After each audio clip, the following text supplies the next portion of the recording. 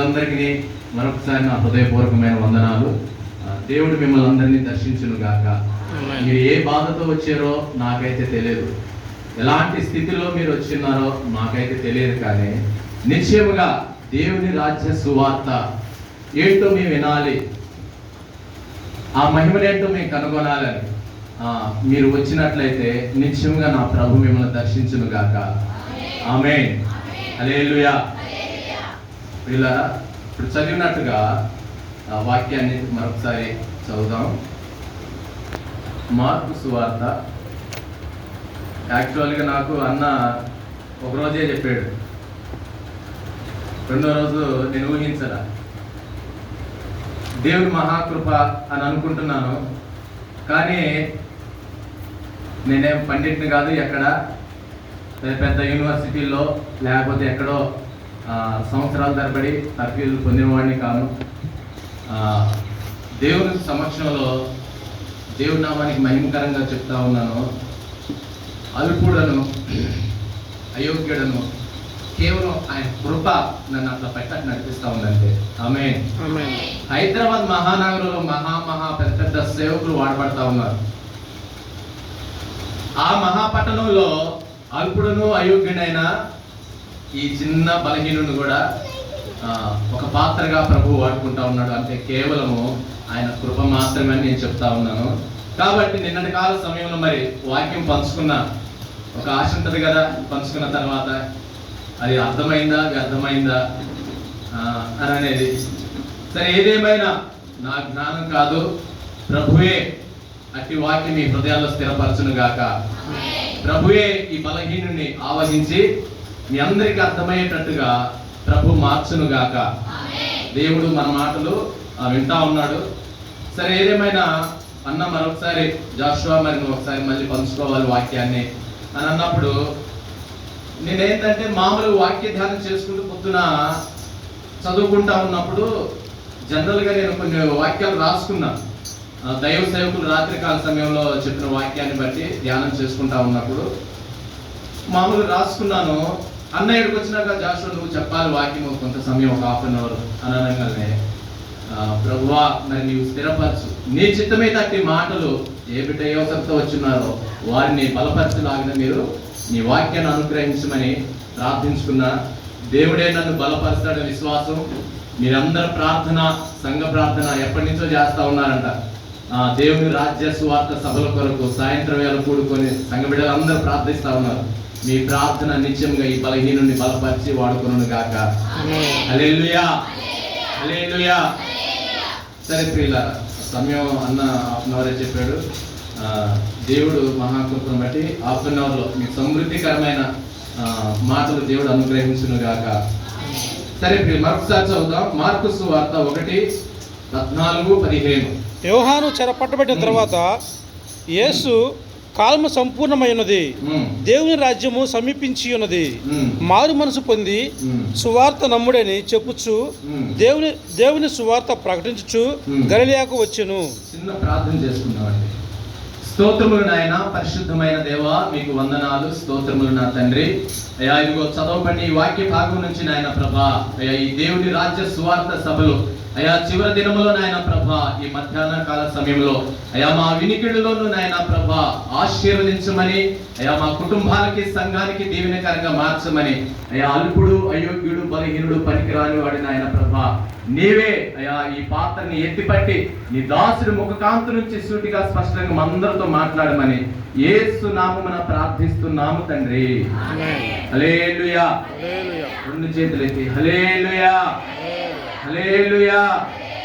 సరే ప్రియులారా, ఇక్కడ చదవబడిన ఈ వాక్యంలో యేసు ప్రభు ఆయన సజీవుడుగా ఈ భూమి మీద శరీరధారి అయి ఉన్నప్పుడు, ఆయన యోహాను చెరపట్టబడిన తరువాత యేసు కాలము సంపూర్ణమైన ఉన్నది, దేవుని రాజ్యము సమీపించి ఉన్నది అనే మాటలు అక్కడ మాట్లాడుతూ ఉన్నాడు.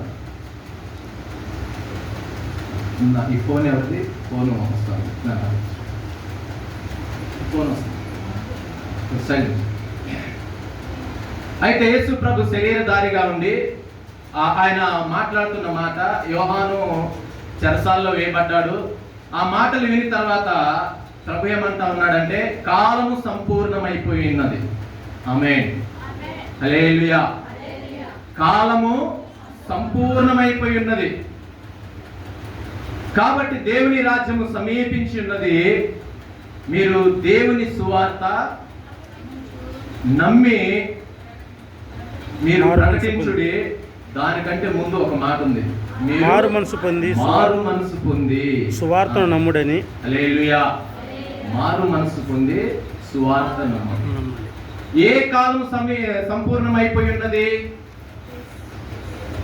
నా ప్రశ్న, దేవుని సువార్త నమ్మాలి, ఓకే, చెప్పినప్పుడు వినాలి, యేసు ప్రభు చెప్పిన మాటలు మనం వినాలి. కానీ ప్రభు ఇక్కడ ఒక మాట ప్రాముఖ్యంగా రాశాడు, కాలం సంపూర్ణమైపోయి ఉన్నది. ఏ కాలం సంపూర్ణమైపోయి ఉన్నది? కృపకాలం. ఒకసారి అపోస్తుల కార్యాలు 17వ అధ్యాయం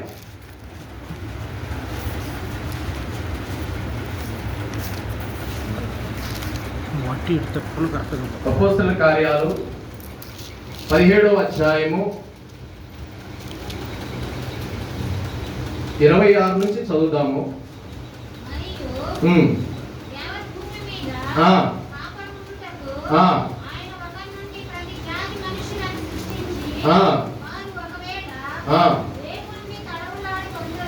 దేవునిని తడువులాడి కనుగొందురేమో అని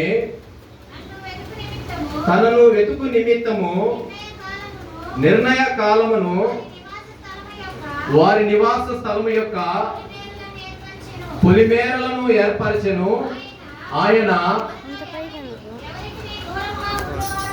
మనలో ఎవరికి దూరముగా ఉండేవాడు కాడు.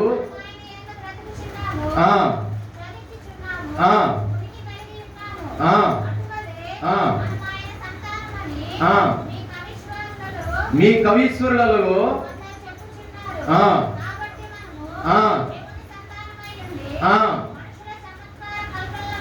మనుషుల చమత్కార కల్పనల వలన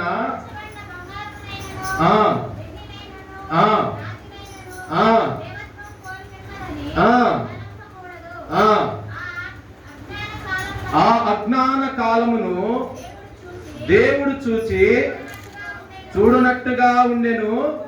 ఇప్పుడైతే అంతటను అందరూ హల్లెలూయా, దేవునికి స్తోత్రం కలుగును గాక.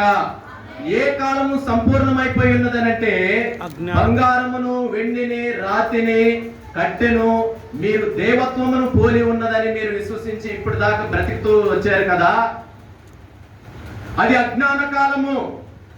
నేను అప్పుడే మిమ్మల్ని దర్శించకుండా ఎందుకున్నానంటే ఇది కాలం సంపూర్ణం అవ్వాలి. ఈ కాలం ఎందుకు సంపూర్ణం అవ్వాలంటే ప్రభు ఒక సమయం ఇచ్చాడు, కొన్ని పొలిమేరలు పెట్టాడు. మన ఊరికి సరిహద్దులు అని చెప్తాం. గతంలో ఇగో మా ఊరు పొలిమేర, ఫలానా వాళ్ళ పొలం, మా ఊరు పొలిమేర ఇక్కడ నుంచి ఇన్ని కిలోమీటర్లలో ఉంటది. ఈ పొలిమేరలని మన ఊరి సరిహద్దులు పెట్టుకుంటూ ఉంటాం. అయితే ప్రభువు కూడా మనను సృష్టించిన తర్వాత దేవుడు మనము అసలు ఈ సృష్టికర్త అయిన దేవుణ్ణి కనుగొంటామా లేదా అని మనకి ఒక పొలిమేరలు పెట్టి ఆయన ఆకాశం నుండి చూస్తా ఉన్నాడంట. మనల్ని ఆకాశం నుండి చూస్తా చూస్తా చూస్తా చూస్తా చూస్తా మార్కు సువార్త 1:14-15 అంటా ఉన్నాడు, ఇక ఆ కాలము సంపూర్ణమైపోయి ఉన్నది. హల్లెలూయా, హల్లెలూయా. ఇప్పుడు వరకు నేను గమనించాను, మీరు నిజదేవుని కనుక్కుంటారేమో, మీరు ఆరాధిస్తారేమో, ఆయన మహిమను మీరు అనుభవిస్తారేమో, ఆయనలో మీరు జీవిస్తారేమో, చెల్లిస్తారేమో అనుకున్నాను. కానీ మీరు బంగారములోను వెండిలోను కట్టెలోను ప్రకృతిలోను మీరు దేవత్వాన్ని చూస్తా వచ్చారు. ఆ కాలం ఇక సంపూర్ణమైపోయి ఉన్నది. ఇదిగో ఇక నుంచి మీరు మారు మనసు పొందండి. ఇదిగో సర్వశక్తిమంతుడైన వాక్యమై ఉన్న దేవుడు, ఆత్మ అయిన దేవుడు, పరిశుద్ధమైన దేవుడు, ఇదిగో సర్వ సృష్టిని ప్రేమించిన దేవుడు ప్రతి మానవాళిని తన పాపాలని, సమస్త పాపాలని తన మీద వేసుకొని చనిపోయే దేవుడు ఇదిగో జన్మించి ఉన్నాడు. ఆయనే నజరేయుడైన యేసు అని ప్రభు సెలవిస్తా ఉన్నాడు. ఆమేన్, హల్లెలూయా. ఈ సువార్త మీరు నమ్మండి, మీరు విశ్వసించండి. ఈ విషయాన్ని మీరు మారు మనసు పొందండి. ఆ కాలం నుంచి మీరు ఈ కాలంలోనికి మనసు మార్చుకోండి. ఆమేన్. హల్లెలూయా. ప్రభు అంటా ఉన్నాడు, ఆ కాలం సంపూర్ణమైపోయి ఉన్నది, దేవుని రాజ్యం సమీపించి ఉన్నది. ఆమేన్. ఆ కాలం గురించి మనం తెలుసుకున్నాం. మరి దేవుడి రాజ్యం సమీపించిందని అంటున్నాడు యేసయ్య. ఏంటి దేవుని రాజ్యం? ఏంటి ఈ దేవుని రాజ్య సువార్త సభ? ఏంటి, ఏ రాజ్యం ఇది? లోకంలో రకరకాల రాజ్యాల పేర్లు చెప్తా ఉంటుంటారు. శ్రీకృష్ణ దేవరాయల రాజ్యం, యోగి వేమన రాజ్యం, అంటే ఎవరు ప్రభుత్వం చేస్తే వాళ్ళ రాజ్యం వాళ్ళ పేరు చెప్తా ఉంటుంటారు. ఆమేన్. హల్లెలూయా. అయితే ప్రభు అంటా ఉన్నాడు, దేవుని రాజ్యం. ఆమేన్. మనుషుల రాజ్యం కాదది, దేవుని రాజ్యం మీ దగ్గరికి సమీపించి ఉన్నది. ఏంటి ఈ దేవుని రాజ్యంలో ఉన్నది? ఆ దేవుని రాజ్యం వల్ల ఏంటి, మనకేంటి ఉపయోగం? ప్రభు ఏం చెప్పాలనుకుంటున్నాడు మనకి అని అంటే ప్రభు క్లియర్ గా చెప్పి ఉన్నాడు ప్రకటన గ్రంథంలో. ఒకసారి తీద్దాం. ప్రకటన గ్రంథము 21వ అధ్యాయం 3-4 వచనాలు చదువుదాం. దేవుని నివాసం మనుషులతో కూడా ఉన్నది.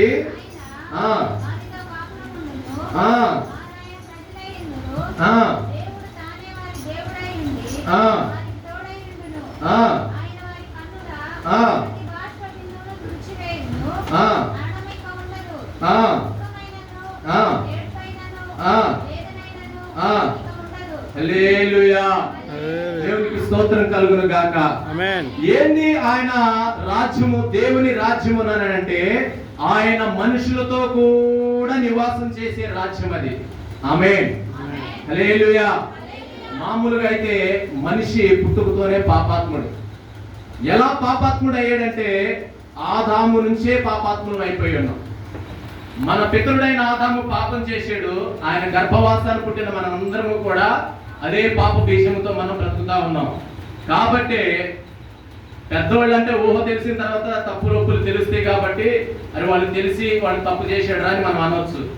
కానీ చిన్న చిన్న పిల్లలు ఉన్నారు కదా, ఒక 3 సంవత్సరాలు 2 సంవత్సరాల పిల్లలు అప్పుడప్పుడే వచ్చి రాని మాటలు మాట్లాడుతూ ఉంటుంటారు. వాళ్ళు ఏమైనా పాపం చేస్తారా?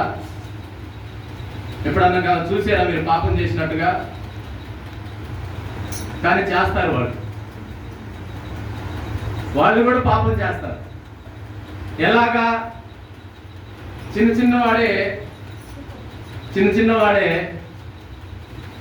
ఏదన్నా స్వీట్ కానీ వాడి దగ్గర, చిన్నపిల్లలకి జలుబులు వరకు అవుతాయి కదా, అవునా కాదు?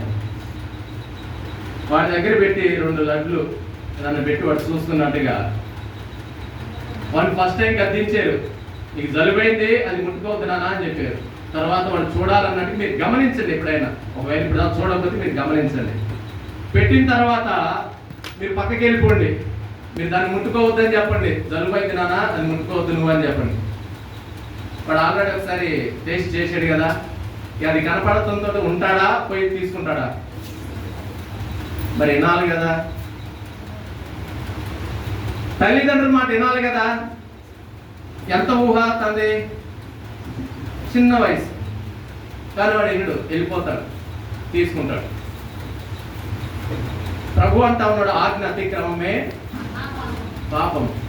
అంటే చిన్న పిల్లలు కూడా మనం చెప్పిన మాటని వాళ్ళు తోసివేస్తా ఉన్నారు, వాళ్ళకి నచ్చిన దానికోసం వెళ్తా ఉన్నారు. ఆమేన్. హల్లెలూయా. అదే పాపము. పాపం అంటే మీరు ఏదో ఊహించుకోవచ్చు, అది కాదు పాపం. దేవుని మాట, దేవుడు బ్రతకమన్న జీవితం మనం బ్రతకకపోవటమే పాపము. ఆ పాపము వలన మనకి కన్నీరు, దుఃఖము, వేదన, బాధ, అనేక సమస్యలు వచ్చి చివరికి మన ప్రాణము అసహ్యం వచ్చేసి అంతగా బ్రతుకుతా ఉన్నాం సమాజం, లోకం. ఆమేన్. హల్లెలూయా. హల్లెలూయా. ప్రభు సెలవిస్తా చెప్తా ఉన్నాడు, ఆయన దేవుని రాజ్య సువార్త ఏం చెప్తా ఉన్నాడంటే, ఇదిగో దేవుని రాజ్యము మీ మధ్యకి మీ దగ్గరికి సమీపించి ఉన్నది. ఏంటి ఆ సమీపించి ఉన్న రాజ్యం అని అంటే, ఇదిగో మనుషులై ఉండి పాప బీజంతో పుట్టిన మీకు ఇదిగో దేవుడు సమీపంగా మీతో జీవించాలని ప్రభు ఆశపడతా ఉన్నాడు. ఆమేన్. హల్లెలూయా. మీతో కాపురం ఉండాలని ఆయన ఇష్టపడతా ఉన్నాడు. అది దేవుని రాజ్యం. ఆయన ప్రజలై మీరు ఉండాలని ప్రభు ఆశపడతా ఉన్నాడు. అది దేవుని రాజ్యం. ఇక మీ కన్నీరు, దుఃఖము, వేదన, సమస్యలు ప్రతిదీ ఆయన తీసివేసి తుడుస్తా ఉన్నాడంట. అది దేవుని రాజ్యం. ఆమేన్. హల్లెలూయా. ఈ దేవుని రాజ్య సువార్త సభలకి ఎవరు ఏ బాధతో వచ్చి ఉన్నారో నాకు తెలియదు, కానీ ప్రభు అంటా ఉన్నాడు, వారి ప్రతి బాష్ప బిందువుని నేను తుడుస్తా. ఆమేన్. హల్లెలూయా. వారి ప్రతి బాష్ప బిందువుని నేను తుడుస్తా. ఇదిగో దేవుని రాజ్యం మీకు సమీపించి ఉన్నది. మీరు మారు మనసు పొంది ఈ సువార్తను మీరు వినండి. ఆమేన్. హల్లెలూయా. అయితే సరే, బాగుందయ్యా, దేవుడు ప్రకటించాడు, ఆయన మనతో ఉంటా ఉన్నాడు, పాపులమై ఉన్నాము. మరి దేవుడు పాపులతో ఉండడు కదా, మరి ఎలా నివాసం చేయగలడు? అతి పరిశుద్ధుడైన దేవుడు ఎలా సహవాసం చేయగలడు? ఎలా కాపురం ఉండగలడు? కాపురం అంటే తెలుసు కదా, ఒక మనసు ఇంకో మనసు కలిసిన తర్వాతనే వివాహం చేస్తారు. ఇష్టాలు అడుగుతారు, అడగరా? అడిగిన తర్వాత చేస్తారు. తర్వాత వాళ్ళు చక్కగా కాపురం చేస్తారని చెప్పి, పిల్ల పాపలతో సంతోషం ఉంటారని చెప్పేసి వీళ్ళు ఇక నుంచి పెళ్ళైన కానీ వీళ్ళు కాపురం చేస్తారని ఒక మాట వాడతారు. కాపురం అనే పదాన్ని వాడతారు. ఏంటి కాపురము అని అంటే, మనసు కలిసిపోవాలి. ఆమేన్. కానీ భౌతిక జీవితంలో పెళ్లిళ్ళు అవుతున్నాయి, కొన్నాళ్ళు సంసారం చేస్తున్నారు, కాపురం చేస్తా ఉన్నారు. ఆ తర్వాత విడాకులు, పెళ్లి కాస్త పెటాకులు, ఈ విధంగా అయిపోతా ఉన్నది. కాపురం చేయలేకపోతా ఉన్నారు. కారణం ఏంటి? నా ఇష్టం. ఇప్పుడు భార్య అంటది, నువ్వు చెప్తే నేనేదేంది, నేను జాబ్ చేస్తా ఉన్నా, కూలికి వెళ్తున్నా, డబ్బులు వస్తాయి, నా ఇష్టాలు ఉండవా? నన్ను పట్టించుకోవా? నాకు నచ్చినట్టు నేను బ్రతుకుతా, నువ్వు నాకు ఆజ్ఞలు పెట్టాల్సిన అవసరంలా, నీ కట్నం ఇచ్చిందిగా మమ్మ, మా నాన్న ఇచ్చిందిగా, ఇంత ఇచ్చాడు అంత ఇచ్చాడు కట్నం అని భార్య అంట. భర్త ఉంది, లేదు పెళ్ళైన తర్వాత భర్త మాట నువ్వు వినాల్సిందే, అంతే. ఇది దేవుడు పెట్టిన కట్టడ. అవసరమైతే వాక్యం ఉందో చూడు, భార్య భర్తకి మరి లోబడు, ప్రతి విషయంలో నువ్వు లోబడు అని భర్త అజమాయిష్. ఇలా మాట చెలరేగి లాస్ట్ కి చక్కగా కాపురం చేస్తున్న వారు కాపురం కాస్త పెటాకులు అయిపోతున్న సంవత్సరాలు ఎన్నో చూస్తా ఉన్నాం. ఆ తర్వాత అట్టి జీవితాలు దుర్భరమైన బ్రతుకులు బ్రతుకుతా మనం తర్వాత వాళ్ళు ఎన్నో రకాలుగా మనం వారి పరిస్థితులు గమనిస్తా ఉన్నాం. అయితే ప్రభు అంటా ఉన్నాడు, మనుషులతో కాపురము, మనుషుల మధ్య అండర్స్టాండింగ్ లేక వారు ఎటపెటాకులు అయిపోతా ఉన్నారు. ఇదిగో సర్వశక్తిమంతుడైన దేవుని నేను ఇష్టపడతా ఉన్నాను, మీతో నేను కాపురం చేయాలనుకుంటా ఉన్నా. ఆమేన్. హల్లెలూయా. మీ మనసుని నా మనసుతో పెనవేసుకొని పోవాలని చెప్పి, ఇదిగో దేవుని రాజ్య సువార్తని మీ మధ్యలోకి నేను తీసుకొని వచ్చాను. అది సమీపముగా ఉన్నది. మీరు మారు మనసు పొంది ఈ సువార్తని మీరు నమ్మండి. ఆమేన్. హల్లెలూయా. హల్లెలూయా. దేవునికి స్తోత్రం కలుగును గాక. కాపురం అంటున్నాడు, ఆయన అంటా ఉన్నాడు, సమీపంగా వచ్చింది మీ దేవుని రాజ్యం అని దేవుడు చెప్తా ఉన్నాడు. అయితే దేవుడి రాజ్యం సమీపంగా వచ్చిన తర్వాత మనకేం జరుగుద్ది?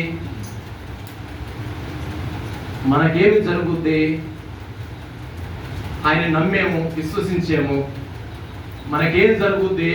నమ్మిన తర్వాత కొంత మేలు జరిగింది. ఆమేన్. హల్లెలూయా.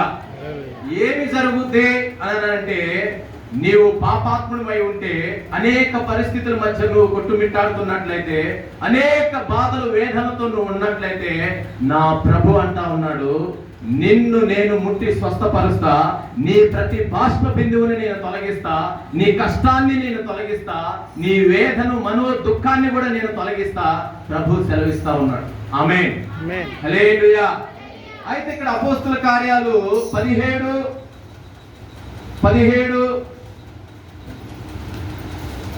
వచనంలో, ఆ అజ్ఞాన కాలమును దేవుడు చూచి చూడనట్టుగా ఉండెను, ఇప్పుడైతే అంతటను అందరూ మారు మనసు పొందవలనని మనుషులకు ఆజ్ఞాపించుచున్నాడు. ఆమేన్. అజ్ఞాన కాలం అయిపోయింది. అప్పుడు దేవుడు సమీపముగా అందరికీ దగ్గరగా లేడు. మనం పాత నిబంధన గాని గమనించినట్లయితే అందరికీ దగ్గరగా ఉన్నట్టు దేవుడు కనపడడు. ఆయన ఒక ప్రవక్తని ఏర్పరచుకుంటాడు. ఆ ప్రవక్త ద్వారానే ఆ దేశంలో కానీ ఆ రాజ్యంలో కానీ అనేక కార్యాలు జరిగిస్తూ ఉంటాడు. మన పాత నిబంధన అంతటా చూస్తే, అయితే ప్రభు అంటా ఉన్నాడు, క్రొత్త నిబంధనలోనికి మనం వచ్చి ఉన్నాము. ఆ కాలం సంపూర్ణమైపోయింది. ఏ ఒక్క ప్రవక్తతోనే కాదు, ఏ ఒక్క దేశంలో ఉన్న యాజకుడితోనే కాదు నేను నివాసం చేయాలనుకుంటుంది. ఇప్పుడు మీ అందరితో నేను నివాసం చేయాలనుకుంటా ఉన్నాను. ఇదే దేవుని రాజ్య సువార్త. ఆమేన్. ఇదే దేవుని నివాసము మనతో ఉండటము. ఆమేన్. హల్లెలూయా, హల్లెలూయా. అయితే ప్రభు దీని గురించి అనేక లేఖనాలు మనకి సెలవిచ్చి ఉన్నాడు. ఒకసారి చూద్దాము. అపోస్తలుల కార్యాలు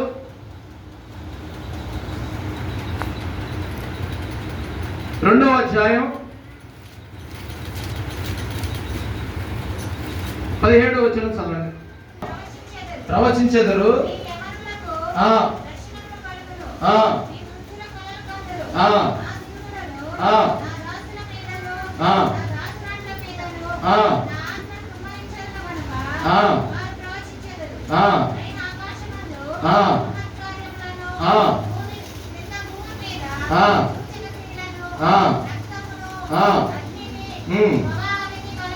హల్లెలూయా.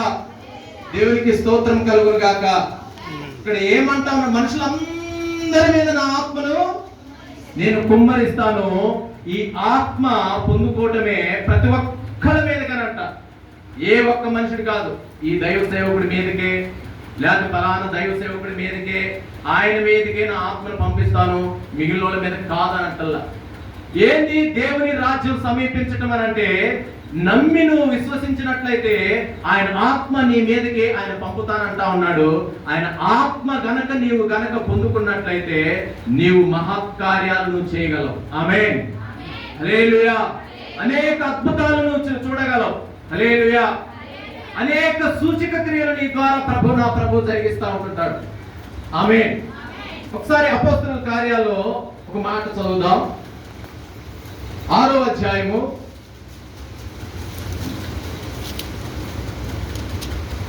8 ఆయన ఆత్మను పంపి తన దాసుని ఎలా వాడుకున్నాడో ఒకసారి చదువుదాం ఆ మాట. అపోస్తలుల కార్యాలు 6వ అధ్యాయము 8వ వచనం. ఒక్క నిమిషం, దాని 3వ వచనం ఒకసారి చదవండి. కాబట్టి సహోదరులారా, ఆత్మతోను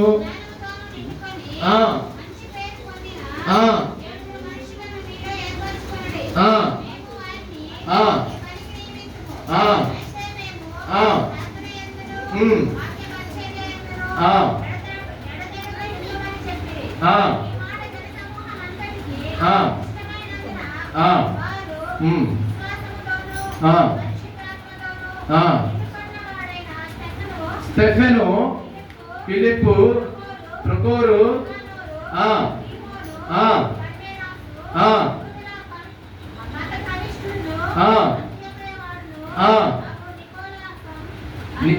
నికోలాసు అను వారిని ఏర్పరచుకొని వారిని అపోస్తలుల ఎదుట నిలవబెట్టిరి.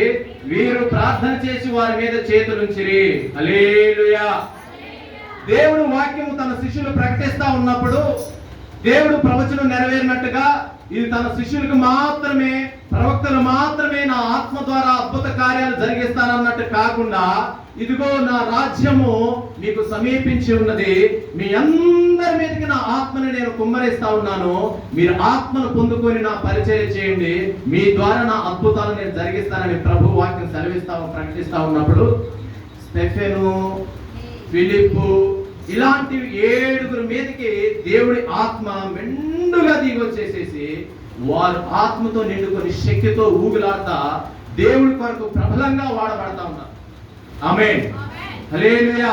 అప్పటి వరకు సాధారణమైన ఒక విశ్వాసిగా ఉండి దేవుడి వాక్యం ఏందో వినాలి. ఇదిగో యేసు ప్రభు ప్రకటిస్తా ఉన్నాడు, ఇదిగో కాలం సంపూర్ణమైపోయి ఉన్నది, ఇదిగో దేవుని రాజ్యం సమీపించి ఉన్నది, మీరందరూ మారు మనసు పొంది నా మాటలు విని ఈ సువార్తను మీరు నమ్ముడే అని యేసు ప్రభు ప్రకటిస్తా ఉన్నప్పుడు, ఆయన శిష్యులు ప్రకటిస్తా ఉన్నప్పుడు స్టెఫెను 7 అంట అక్కడ కూర్చొని వింటా ఉన్నారట. మీలా వింటా ఉంటే ప్రభు పరిచయం చేయాలి, మీరు రండి, ఎవరైనా ఆత్మతో నింపబడిన వాళ్ళు, దేవుని రాజ్యం సమీపించిందని నమ్మిన వాళ్ళు అని అనగానే అక్కడ వింటున్న వాళ్ళు ఒక 7 హృదయపూర్వకంగా నమ్మారంట. హృదయపూర్వకంగా నమ్మేసరికి స్టెఫెను మీదకి, ఆ 7 మీదకి దేవుడు ఆత్మ మెండుగా దిగి వచ్చేసి. ఆమేన్, హల్లెలూయా. ఒక సాధారణమైన విశ్వాస జీవితంలో ఉన్న స్టెఫెను మీదకి దేవుని రాజ్యం వచ్చేసేసి. ఏంటి దేవుని రాజ్యం అంటే? తన ఆత్మను పొందుకోవటమే దేవుని రాజ్యాన్ని పొందుకోవటం. ఆమేన్, హల్లెలూయా. చాలా మంది అనుకుంటారు యేసు ప్రభు దగ్గరకు వస్తే అప్పులు పోతాయి, జబ్బులు పోతాయి, ఇంకా ఇంకేం పోతాయి, కుటుంబ కలతలుంటే పోతాయి, రకరకాలు అనుకుంటారు. అవన్నీ పోతాయి. ప్రియులారా, జాగ్రత్తగా గమనించండి. మరి ప్రాముఖ్యంగా యేసు ప్రభు దగ్గరకు వచ్చి నువ్వు పొందవలసింది ఏంటంటే, స్వస్థత పొందినా పొందకపోయినా, నీకు డబ్బులు వచ్చినా రాకపోయినా, నీకు నీ ఇంట్లో మంచి చెడ్డ ఉన్నా లేకపోయినా ఆత్మను మాత్రం నువ్వు పొందుకోవాలి. ఆమేన్, హల్లెలూయా. నువ్వు పరిశుద్ధాత్మను నువ్వు పొందుకుంటేనే నువ్వు దేవుని రాజ్యాల్లోకి నువ్వు పొందుకున్నట్టు. ప్రభు చెబుతా ఉన్నాడు, దేవుని రాజ్యం మీకు సమీపించున్నది, మీరు ఆత్మను పొందుకోనండి అని అనడంతో స్టెఫెను ఆత్మను పొందుకున్నాడు. పొందుకున్న ఈ స్టెఫెను ఏం చేశాడు? 8వ వచనం ఒకసారి చదువుదాం. కృపతోను మహత్కార్యములను, గొప్ప సూచక క్రియలను, హల్లెలూయా. ఈ సాధారణమైన స్టెఫెను ఏం చేస్తా ఉన్నాడంట? దేవుని ఆత్మను పొందుకొని అద్భుత కార్యాలు, మహత్కార్యాలు ఆయన చేస్తా ఉన్నాడు. ఆమేన్. గతంలో అద్భుత కార్యాలు, ఆశ్చర్య కార్యాలు ప్రవక్తలు మాత్రమే చేసేవాడు. ఎవరికి అర్థమయ్యే కావు, అద్భుతాలు జరిగేవారు. ఉదాహరణకి ఒకసారి 2వ రాజుల గ్రంథము, ఈ మాట చెప్పి నేను ముగించేస్తా, నా సమయం నాకు ఇచ్చిన అయిపోయింది. 2వ రాజుల గ్రంథము 6:12 నుంచి త్వరగా స్పీడ్గా చదవండి. 2వ రాజుల గ్రంథము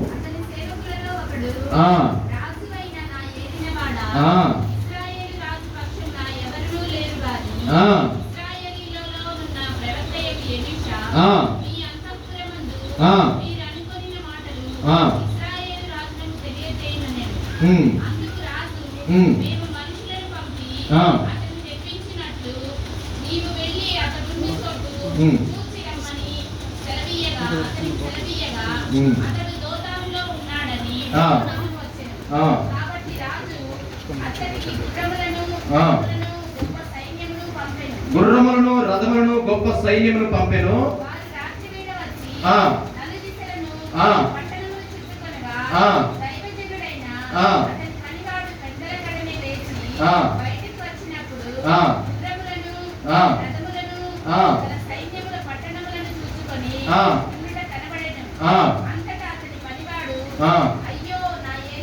అయ్యో నా ఏలినవాడా,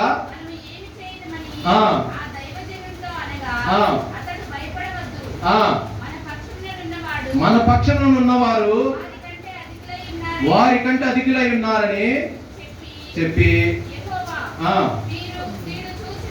వీడు చూచినట్లు దయచేసి వీడి కళ్ళను తెరువమని ఆ. ఎలీషా చేయగా, ఆ.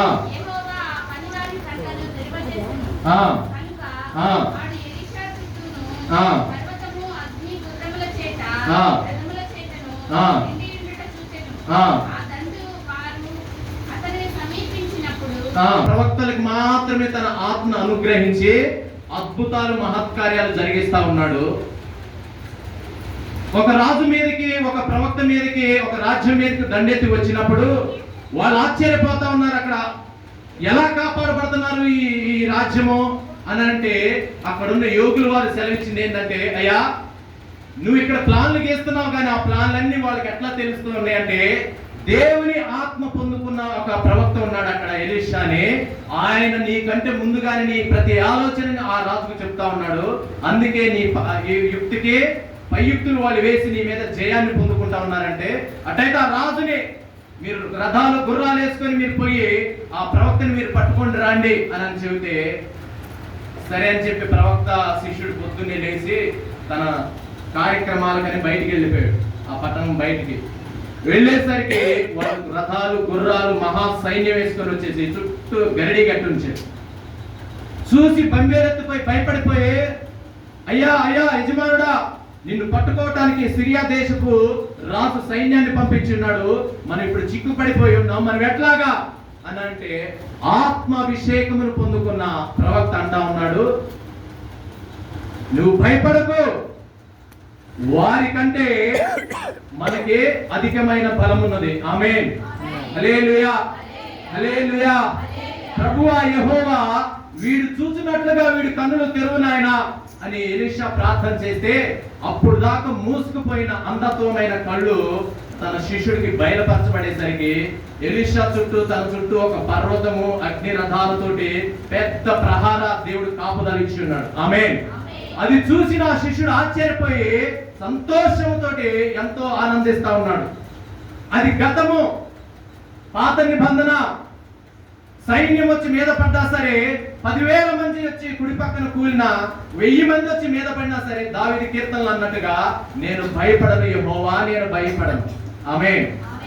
అప్పుడు ప్రవక్తలు మాత్రమే ఈ మాట చెప్పారు, కానీ ప్రభు ఇష్టపడతా ఉన్నాడు. ప్రవక్తలు మాత్రమే కాదు నాన్న, ఇదిగో అట్టి దేవుని రాజ్యము ఈ క్రొత్త నిబంధన కాలంలో ప్రతి ఒక్కరి మీదకి నా ఆత్మ రావాలి. ప్రతి ఒక్కరు నన్ను విశ్వసించిన ప్రతి బిడ్డ ఈ విధంగానే ప్రతి దాంట్లో నిలబడాలి. ఆమేన్, హల్లెలూయా. ప్రతి ఒక్కరు ఆ విధంగా నిలబడాలి. అయితే ఎలీషా ఏం చేసిందంటే, నేను వివరిస్తాను, టైం లేదు. ఆ తర్వాత వాళ్ళందరినీ ప్రభువా వారి కళ్ళను ముట్టండి అని అంటే సరికి దేవుడు వాళ్ళ అంధత్వం కలిగజేశాడు. దోతాను నుంచి షోమ్రోనికి తీసుకొని వెళ్ళిపోయాడు. ఆ సైన్యాన్ని అంతటిని తీసుకెళ్లి రాజు ముందు నిలబెట్టేశాడు. ఆయన రాజుండి, అయ్యా ఈ సైన్యం అంతా దండెత్తి మనల్ని రాజ్యం గెలవడానికి వచ్చారు వాళ్ళు, మరి వాళ్ళని కొట్టేసేయమంటావా తలలు అని అంటే, ప్రవక్త అంటా ఉన్నాడు, వద్దు వద్దు వద్దు వద్దు, వాళ్ళని చంపవద్దు, నీవు వారికి తినటానికి కడుపు నిండా అన్నం పెట్టు, త్రాగటానికి వారికి ద్రాక్షారసం ఇయ్యి, వాళ్ళు సమృద్ధిగా వారిని నువ్వు పోషించి వారిని తిరిగి వారి దేశానికి వారిని పంపిమన్నాడు. ఆమేన్, హల్లెలూయా. మన ఇళ్లలో కూడా దేవుడు మనకు ఆత్మనిచ్చాడు. పక్కన వాళ్ళు కొట్లాటికి, లేకపోతే తగాదాకి, లేకపోతే అత్త గొడవల మధ్య, లేకపోతే ఇంకో రకరకాల మన ఇంటి పక్కన వాళ్ళతో గొడవలు వచ్చినాయి. వాళ్ళు వస్తున్నారని మనకు అర్థమైంది, దేవుడు ఆత్మ మనకు బయలుపరిచాడు. ఇప్పుడు వాళ్ళని పిలిచి, రండి అన్నం తిందరు కానీ, రండి మీకు కావాల్సిన మంచి చెడ్డ మర్యాద చేస్తాం అని అంటారా? చెప్తారా? మరి ఎలీషా అయితే అక్కడ అట్ట చేస్తా ఉన్నాడు మర్యాద. హల్లెలూయా. ఎందుకు అక్కడ ఎలీషా ఆ మర్యాద చేస్తా ఉన్నాడంటే, ప్రభు ఆత్మను పొందుకున్న ఎలీషా ఏం చేస్తా ఉన్నాడంటే, వారికి ప్రభు యొక్క శక్తిని, ఆయన బలాన్ని తెలియపరిచి, తిరిగి మీ రాజుతో చెప్పండి అని చెప్పి పంపించేసరికి ఆ మర్యాద చేసిన వాళ్ళు ఎప్పటికీ ఆ దేశం మీదకి యుద్ధానికే రాలేదంట. హల్లెలూయా, హల్లెలూయా. నా ప్రభు ఈ రోజు అంటా ఉన్నాడు, నాడు ప్రవక్తలు పొందుకున్న ఆత్మ ఈ అంత్యకాలము, ఆ కాలము సంపూర్ణమైపోయి ఉన్నది, ఇదిగో ఇది అంత్యకాలము, త్వరలో రాబోతున్నాడు యేసయ్య. ఆయన వచ్చేలోపు మీరందరూ ఆత్మను పొందుకొని సిద్ధపడి ఉండాలి. మీ ద్వారా నేను అనేక అద్భుత కార్యాలు సూచక క్రియలు నేను జరిగించాలనుకుంటా ఉన్నా. జోసెఫ్ అన్న గురించి నేను చిన్నప్పుడు విన్నాను. తర్వాత హైదరాబాద్ వెళ్ళిపోయిన తర్వాత అన్న అక్కడ కొప్పరం నుంచి ఇక్కడ ఒంగోలు వచ్చి పరిచయం చేస్తా ఉన్నాడు అని చెప్పి తెలిసింది. తర్వాత కొన్ని సంవత్సరాల తర్వాత ఇక్కడికి వచ్చి ఈ పరిచయం ఇదంతా చూసిన తర్వాత అక్కడి నుంచి జీరోగా వచ్చిన జోసెఫ్ అన్ననే కుటుంబాన్ని దేవుడు ఇక్కడ ఆశీర్వదించిన దాన్ని బట్టి, ఇక్కడ అభివృద్ధి పరిచిన ఈ పరిచయాన్ని బట్టి దేవుడు అనుగ్రహించిన అనేక విపత్కరమైన పరిస్థితులు తన మీదకి వచ్చిన, పరిచయం మీదకి వచ్చిన దేవుడు తన ఆత్మని ఈ అంత్యకాలంలో దింపి ఆనాడు ఎలీషా ఎదుర్కొన్నట్టుగా ప్రతి శత్రు సైన్య సమూహాన్ని ఎదుర్కొని వారందరికీ తిరిగి దేవుడు ప్రేమనే పంచిపెట్టి ఇక మరెన్నడూ ఈ పరిచయకి ఆటంకంగా రాకుండానట్టుగా అనేక పరిస్థితుల్లో తన ఆత్మను కుమ్మరించి ఈ పరిచయం వాడుకుంటా ఉన్నాడు. ఆమేన్, హల్లెలూయా. ఇదే దేవుని రాజ్య సువార్త, ఇదే దేవుని రాజ్యం సమీపించి ఉన్నది. మీరు కూడా అట్టి అద్భుత కార్యాలు, మహత్కార్యాలు స్టెఫెన్ పొందుకున్నట్టుగా, జోసెఫ్ అన్న పొందుకున్నట్టుగా, నేను పొందుకున్నట్టుగా, ఎలీషా పొందుకున్నట్టుగా నేడు అందరూ పొందుకోవాలని ప్రభు ఇష్టపడతా ఉన్నాడు. ఇదే దేవుని రాజ్య సువార్త. ఆమేన్, హల్లెలూయా, హల్లెలూయా. కాబట్టి ప్రియులారా, మనం ఏం చేయాలా? ఎవరైనా తగాదకు వస్తే